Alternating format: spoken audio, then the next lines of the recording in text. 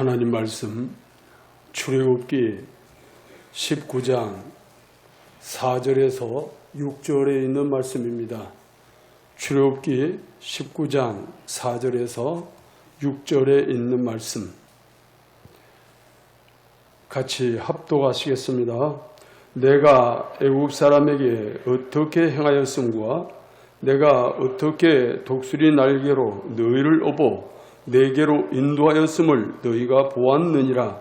세계가 다 내게 속하였나니 너희가 내 말을 잘 듣고 내 언약을 지키면 너희는 모든 민족 중에서 내 소유가 되겠고 너희가 내게 대하여 제사장 나라가 되며 거룩한 백성이 되리라.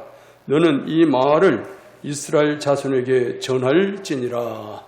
아멘. 이스라엘 백성들이 애굽을 떠나고 나서 3개월쯤 지나서 시내산에 도착을 하게 됩니다. 이스라엘 백성들이 애굽인들의 손에서 노예 생활을 하다가 그 삶을 탈출하게 되는데, 이것은 우리나라가 일제 식민생활 36년에서 벗어난 것보다도 훨씬 더 놀라운 기적의 사건입니다. 당시 애굽은 철기 문화로 장착되어 있었습니다. 애굽의 군대는 당시는 세계 최강이에요. 그런 애굽의 힘에서 벗어날 수 있었다고 하는 것은 이스라엘로서는 상상도 할 수 없는 그런 일이었습니다. 우리나라는 독립운동이라도 했고 또 독립자금도 되어주고 또 만주에 가서도 독립운동을 하고 국내에서도 독립운동을 하고 그렇게까지 해서 36년 만에 결국은 우리 힘은 아니었지만 독립을 하게 되지요. 그러나 이스라엘은 어느 누구도 도와줄 사람도 없고 함께 해줄 사람도 없고 마음을 나누어 줄 사람도 없고 자기 자신들도 의지가 다 꺾여서 이 정사에서 벗어나야 되겠다든가 하는 생각도 다 포기하고 사는 시대. 그런 사람들이기 때문에 소망도 없고 내일도 비전도 없어요. 아주 나약한 민족이었어요. 그런데 하나님은 그 불가능을 가능하게 만들어 주신 것입니다. 그것이 오늘 본문 4절 말씀입니다. 다시 한번 보겠습니다.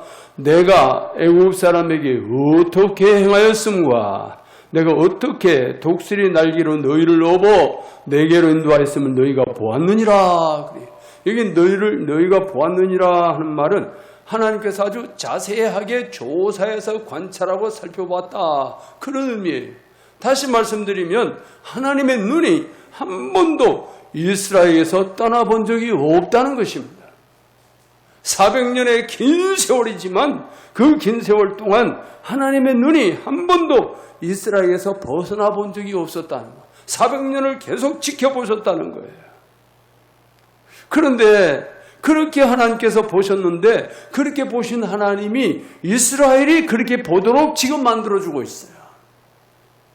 내가 애굽 사람에게 어떻게 행하였는지 너희 눈으로 똑똑히 보았다.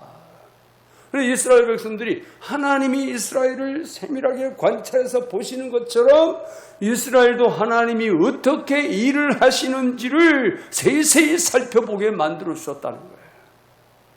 내가 애굽 사람에게 어떻게 행했는지, 내가 어떻게 독수리 날개로 너희를 업어서 내게로 인도하였는지 너희가 두 눈으로 똑똑히 보았다. 이렇게 말씀하고 있어요. 또 인칭 대명사를 서두에 둡니다. 이스라엘 자손이 분명하게 보았다는 거예요. 그러면서 애굽 사람에게 10가지 재앙을 내렸음을 지금 상기시키고 있어요. 어떻게 행하였는지, 내가 애굽 사람에게 어떻게 행하였는지 10가지 재앙으로 너희를 건져내었음을 너희가 보게 했다. 당시 애굽은 태양신 라를 섬기고 있었습니다. 태양신 라를 섬기고 있었는데 그 태양신 라로부터 수많은 잡신을 쓸어버리고 마지막에 애굽의 장자까지 채심으로 말미암아 애굽에 살아있는 신 파라오를 굴복시킨 거예요. 한마디로 출애굽의 구원은 하나님께서 마치 독수리 날개로 큰 날개를 펼쳐서 업어서 날르는 것처럼 그렇게 하나님께서 옮겨주셨다는 거예요. 그러니까 이스라엘 백성들은 자기들 자력으로는 아무것도 할 수 없는 모세가 한 것도 아니고 아론이 한 것도 아니고 그 백성들이 한 것도 아니고 하나님의 방법으로 하나님이 끌어내 주셨다는 거예요. 거기에 모세라는 인물을 사용하신 것밖에 없어요. 모세에게 그런 능력이 있는 게 아니에요. 모세에게는 그런 능력이 없어요. 아무것도 할 수 없어요. 그런데 하나님께서 모세를 심부름시키는 겁니다. 심부름시키고 뒤에서 하나님이 다 일을 하시는 거예요. 그러니까 엄청난 기적을 너희 두 눈으로 똑똑하게 보았을 것이다. 그것도 완료로 봤어요. 그러니까 이게 출애굽 사건은 절대로 잊을 수가 없는 사건이에요. 우리나라가 아무리 세월이 흘러도 이 나라가 존재하는 한 광복절의 의미를 잊을 수가 없지요. 8.15 광복절의 의미를 잊을 수가 없어요. 우리가 그 시대를 살아보지 않았어도 역사를 통해서 생생하게 배우고 또 배우는 거예요. 우리 후손들에게도 계속 전파되어져야 되는 거예요. 이 나라의 비극이 어떻게 해서 이루어졌는지를 살피지 아니하면 다음에 일어날 비극을 막아낼 방법이 없는 것입니다. 그래서 역사를 공부하는 거예요. 이스라엘 백성들도 마찬가지입니다. 하나님께서 어떻게 내가 너희를 구원해냈는지 너희는 잊어서는 안 된다. 그래서 하나님이 똑똑하게 보게 하셨다는 거예요. 독수리 날개는 주변을 압도하는 능력이에요. 권위입니다. 그래서 하나님의 능력으로 하나님의 권위로 이스라엘 백성들을 마치 업고 나왔듯이 나왔다는 거예요.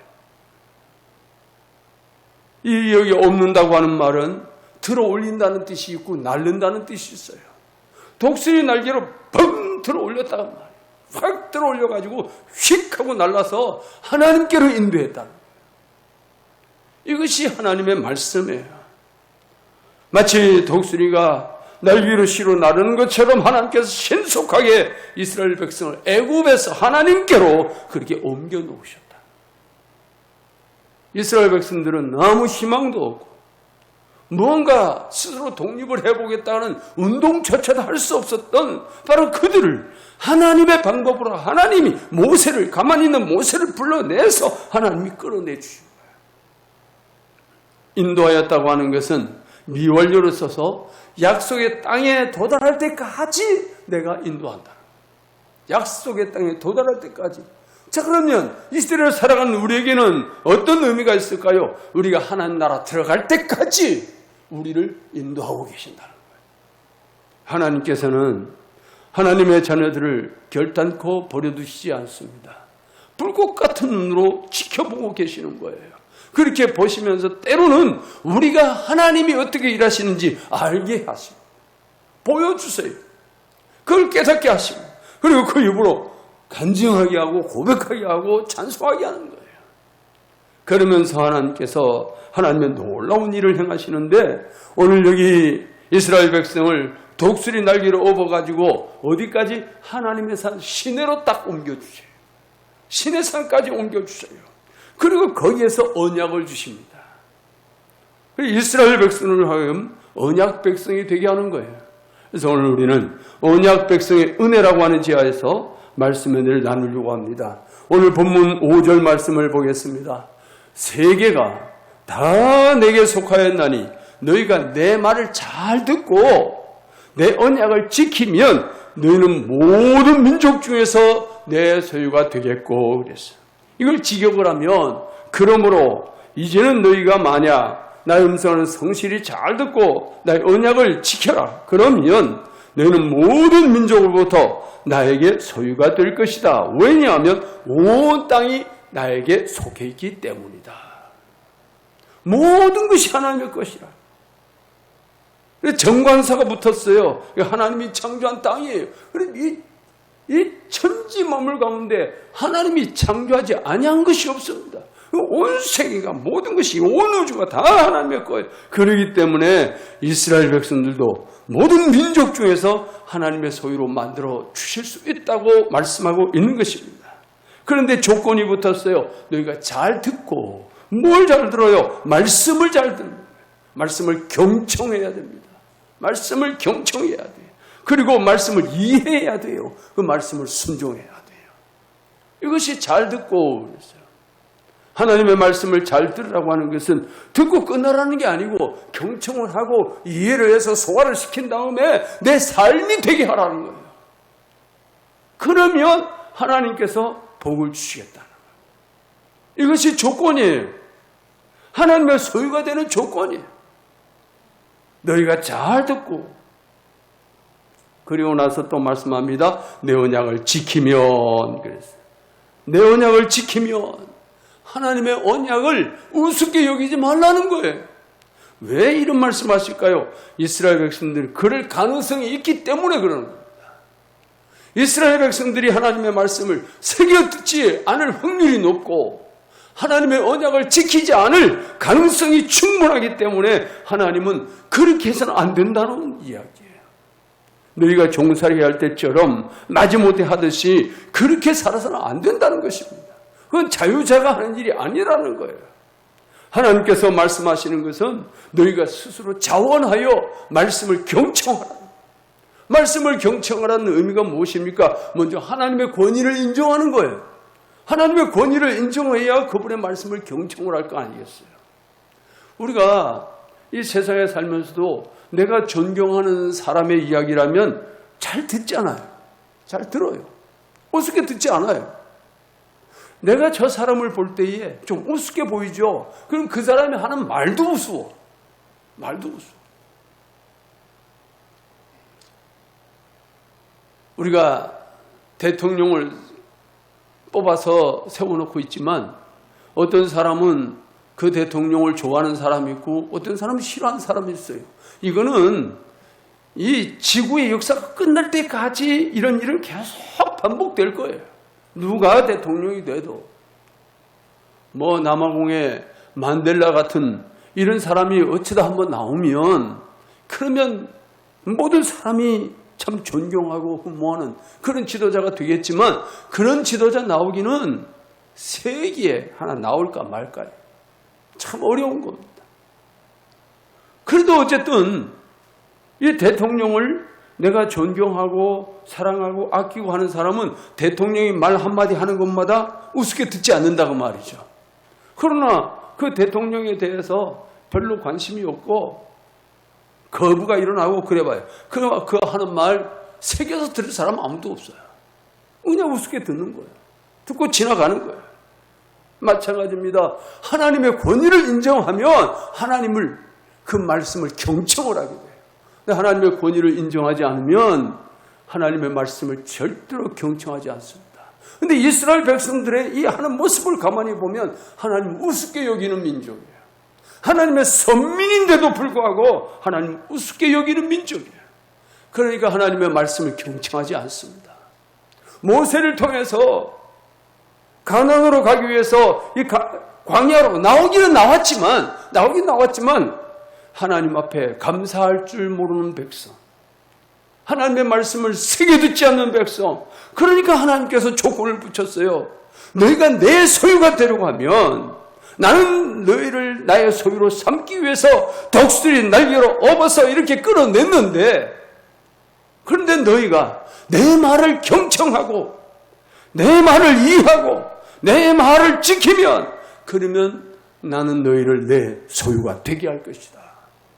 이렇게 말씀하고 있어요. 근데 완료로 지키라는 거예요. 언약 백성은 말씀 떠나서는 살 수 없다는 것을 말씀하고 있어요. 자, 언약을 주실 때 하나님께서 뭐라고 그러셨어요? 하나님의 소유가 되게 한다는. 여러분, 하나님의 소유가 되는데 이게 무슨 복일까? 그럴 수 있잖아요. 하나님의 소유, 이 이스라엘 백성들이 무엇을 주는 게 아니라 하나님의 소유로 만드는데 이것이 무슨 복일까? 이런 생각이 들 수 있어요. 그러나 하나님의 소유가 된다는 것은 바로 하나님의 보배가 된다는 뜻이에요. 하나님의 보배. 하나님의 눈에 넣어도 아프지 않을 보배. 다시 말하면 하나님이 거의 간직할 보배.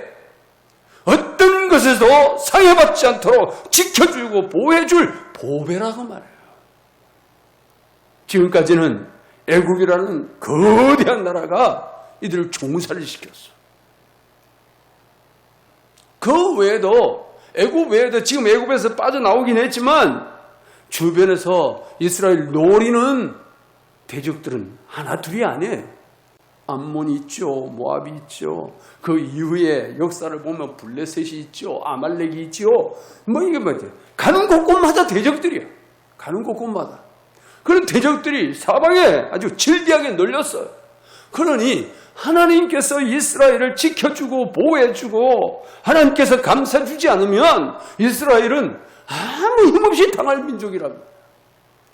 아무 힘도 없으면서 하나님 우습게 여기는 민족이 또 이스라엘 민족이에요.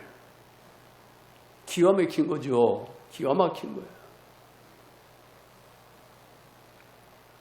하나님은 말씀합니다. 내 소유는 왕에게 속한 특별한 보물이다. 이런 뜻을 가지고 있어요. 외부로부터 어떤 성애를 받지 않도록 하나님께서 보존해 주시겠다는 거예요. 이 표현이 무엇입니까? 하나님이 이스라엘 백성을 어떤 민족, 어떤 나라보다도 귀하게 여기고 소중히 여겨서 고이 간직하시겠다. 이런 의미를 가지고 있는 것입니다. 그런데 이스라엘 백성을 당신의 구속사를 이끌고 나갈 영원한 소유로 가장 귀한 보배로 삼으셨다고 말씀하고 있는 것입니다. 그럼 두 번째로 여기에 더해서 어떤 복입니까? 제사장 나라, 거룩한 백성이 되게 하시겠다. 제사장 나라라고 하는 것은 이 제사장은 주요 공직자 혹은 우두머리 통치자라 이런 뜻이 있어요. 통치는 뭐 정치인들이 다 통치를 하잖아요. 다 통치를 하지만 그 중에 우두머리 통치자란 말이에요. 그러니까 전제주의 시대 같으면 왕이 우두머리 통치자죠. 우리 조선시대 같으면 삼부 이 정승들이 있잖아요. 영의정이 있고 좌의정, 우의정이 있어요. 왕과 함께 그들이 통치를 하는 거예요.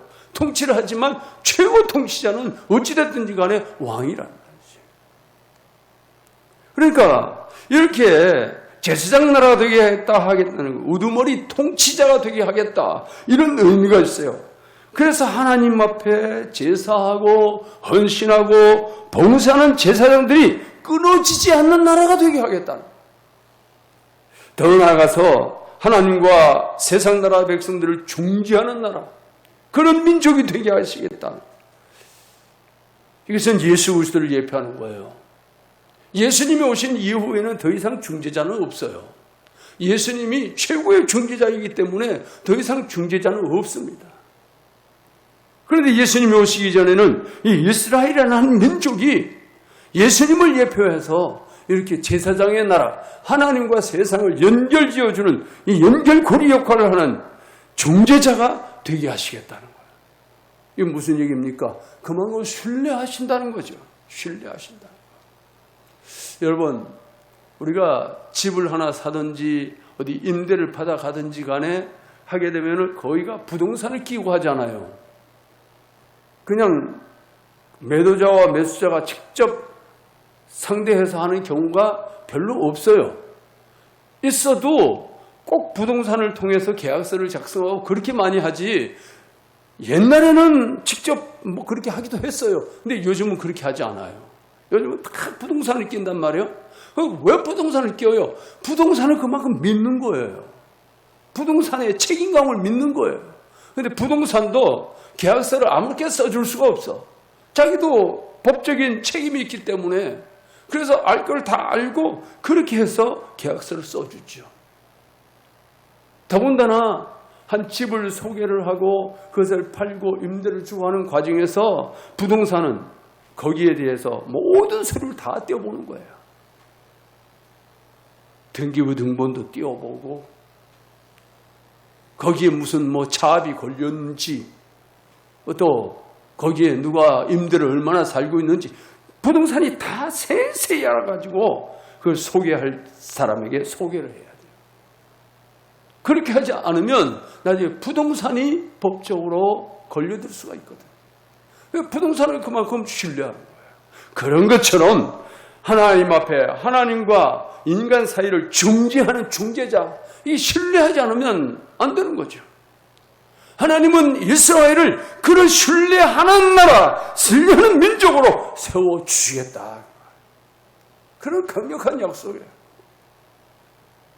이스라엘 백성들이 누구를 위해서 하나님 앞에 기도하면 하나님이 그 기도를 들어주시는 거예요. 그래서 민수기에 보면 너희는 하나님 앞에 이 이스라엘 백성들을 위해서 기도하라 그래요. 기도하면 내가 그 기도를 들어줄 것이다 라고 말씀해요. 그게 제사장의 권위예요. 제사장의 권위. 하나님의 영광을 드러내고 하나님의 거룩한 뜻을 전파하는 나라, 하나님의 존영과 거룩함을 보존하는 나라, 기도와 찬양으로 하나님을 가까이 하는 나라가 되게 하시겠다. 이게 하나님의 강력한 약속이에요. 이 제사장 나라가 된다고 하는 것은 존귀한 존재가 되는 거예요. 그것도 잠깐이 아닙니다. 미완료로써요. 예수님 다시 오실 때까지 제사장의 나라가 되게 하겠다.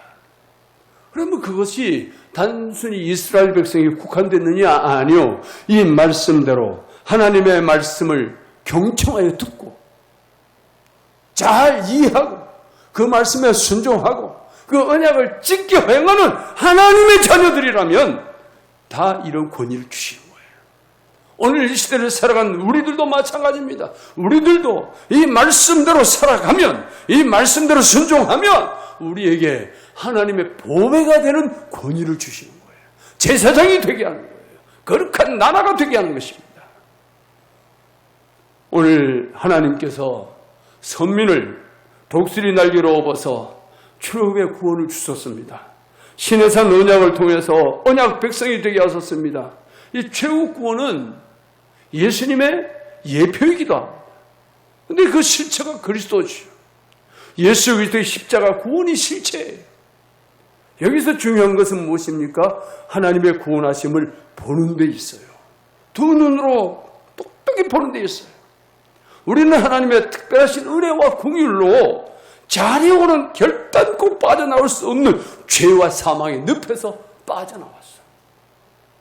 내 힘으로는 도저히 할 수 없는 것. 그것을 그리스도께서 해주셨다고 말해요. 예수님께서 독수리 날개로 업어서 하나님께 인도하듯이 그렇게 우리를 이끌어내 주셨다는 거예요. 우리들이 복음을 전하고 누구를 위해서 기도하고 할 때에도 그것이 이루어졌다고 그것이 내 힘이냐? 절대로 아닙니다. 나는 그 일에 동참함으로 복을 받는 것이고 하나님은 우리를 통해서 하나님 일을 행하시는 거예요. 내가 전도했다고 해서 저 사람을 내가 구원한 게 절대로 아니다고 말해요. 전도함으로 나는 복 받는 거예요. 전도함으로. 하나님의 뜻을 이름으로 나는 복을 받아. 그러면서 하나님은 나라고 하는 사람을 복 주시고 나라고 하는 사람을 통해서 하나님의 뜻을 이루시는 겁니다. 오늘 우리가 이 시간에 주시는 귀한 말씀을 다시 한번 기억하면서 독수리 날개로 업듯이 업어서 하나님께 인도하신 우리 하나님의 은혜를 찬양하면서 오늘 우리가 이 자리에 있게 된 것도 기적의 역사예요. 어떻게 보면 우리 모두가 기적의 주인공들이에요. 내 자력으로는 벗어날 수 없는 죄와 사망의 늪에서 벗어나게 하신 것이 하나님의 기적이라고 해요. 물론 하나님께는 기적이 아닙니다. 하나님은 전능하시기 때문에 어렵게 하시는 일이 아니에요. 그러나 우리는 분명히 기적이에요. 아무쪼록 우리 주님의 자녀들은 하나님 앞에 모든 영광을 돌리며 주님 오시는 그 마지막 그날까지 헌신하고 순종하면서 승리하는 성도의 삶을 살아가는 풍성한 은혜가 임하시기를 예수님의 이름으로 축복합니다. 예수님의 이름으로 축복합니다. 우리 옆에 분들하고 인사 한번 합시다. 우리는 기적의 주인공입니다. 정말 우리는 기적의 주인공들이에요. 우리는 이것을 잊어버리면 안 됩니다. 이런 기적의 주인공이 되게 하신 분이 예수 그리스도라는 사실, 이 사실을 결단코 잊어버리면 안 돼요. 이것을 늘 기억하고 우리는 내일이 광복절입니다. 이 광복절을 잊을 수 없는 것처럼 우리 믿음의 사람은 나를 구원하신 예수 그리스도의 은혜를 결단코 잊어버리면 안 돼요. 구원의 감격이 사라지면 안 돼요. 이 구원의 감격을 가지고 하나님 앞에 더욱 헌신되어지는 저와 여러분이 되시기를 다시 한번 예수님의 이름으로 축복합니다.